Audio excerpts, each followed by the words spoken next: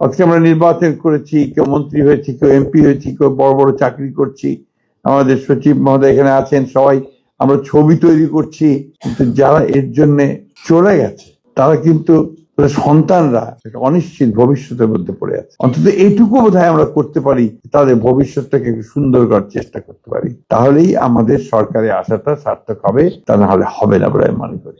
সেই সারাটা সংগ্রামে যে হিরো সঞ্জিদা তুলি, যে আমাকে অনুপ্রেরণা জুগিয়েছে, তাকে আমি সবসময় স্মরণ করি, মনে করি, এবং তাকে সত্যিকার অর্থে আমি তাকে হিরো মনে করি। ওই সময়টা আমি জানি এককভাবে কিভাবে লড়াইতে লড়েছে, কিভাবে এককভাবে জেনেভা চলে গেছে, হিউম্যান রাইটস কমিশনের কথা বলেছে।